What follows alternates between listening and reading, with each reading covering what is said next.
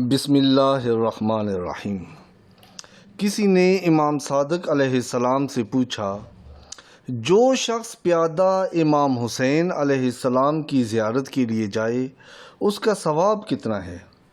امام علیہ السلام نے فرمایا، خداوند ہر قدم کے بدلے جو وہ اٹھائے گا اس کے لیے ایک نیکی لکھے گا اور اس کا ایک گناہ معاف کرے گا، اس کا مرتبہ ایک درجہ بلند کرے گا، اور جب وہ زیارت کے لیے قبر امام حسین علیہ السلام پر پہنچے گا تو خداوند متعال 2 فرشتے مقرر کرے گا، ایک اس کے لیے نیکیاں لکھے گا اور دوسرا اس کے گناہوں کو مٹائے گا۔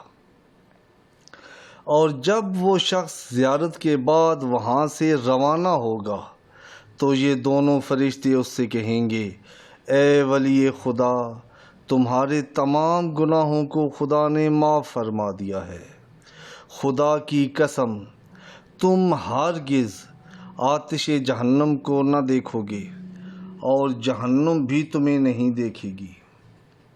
پھر اس نے امام صادق علیہ السلام سے پوچھا، مولا، جو زیارت کے لیے نہ جا سکتا ہو اور کسی اور کو زیارت امام حسین علیہ السلام کے لیے جانے میں مدد کرے، اس کا ثواب کتنا ہے؟ امام علیہ السلام نے فرمایا، جو بھی کسی مومن کو زیارت امام حسین میں جانے کے لیے مدد کرے گا تو ہر دینار کے عوض خدا اس کو احد پہاڑ جیسی وزنی نیکی عطا کرے گا۔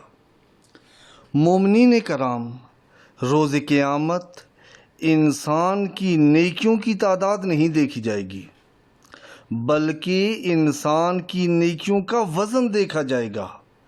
فمن ثقلت موازینہ فہو فی عیشۃ راضیہ ومن خفت موازینہ فامہ ہاویہ۔ یہاں خدا نے وزن کے بارے میں کہا ہے، اعمال کے وزن کے بارے میں، اعمال کی تعداد کے بارے میں نہیں کہا۔ بعض گناہ ایسے انسان سے سرزد ہو جاتے ہیں جو انسان کی نیکیوں کو ہلکا کر دیتے ہیں، جیسے حسد۔ رسول خدا صلی اللہ علیہ وآلہ وسلم کا فرمان ہے، حسد نیکیوں کو ایسے کھا جاتا ہے جیسے آگ سوکھی لکڑیوں کو کھا جاتی ہے۔ امام صادق علیہ السلام نے فرمایا، زیارت امام حسین علیہ السلام کے سلسلے میں خرچ کیے گئے ہر روپے، ہر دینار، ہر درہم کے بدلے خدا احد پہاڑ جیسی وزنی نیکی انسان کو عطا کرے گا۔ یعنی خالص ترین اور مقبول ترین عمل جو انسان انجام دے سکتا ہے وہ زیارت امام حسین علیہ السلام ہے۔ امام حسین علیہ السلام کی زیارت کے لیے جانا ہے۔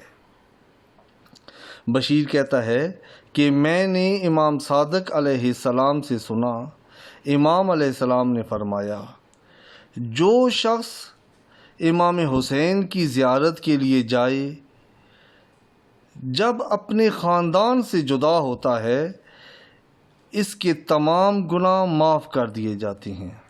اس کے بعد جتنے قدم اٹھاتا ہے خدا اسے پاکیزگی عطا کرتا ہے، اس کی روح کو پاکیزہ کر دیتا ہے حتیٰ وہ قبر میں پہنچ جاتا ہے۔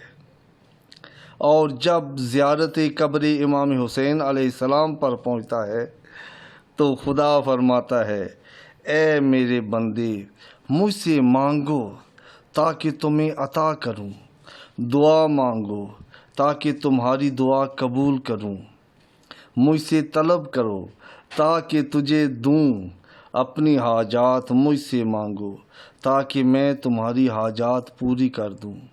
راوی کہتا ہے، امام علیہ السلام نے فرمایا، ثابت ہے، خدا جو کہتا ہے وہ کرتا ہے۔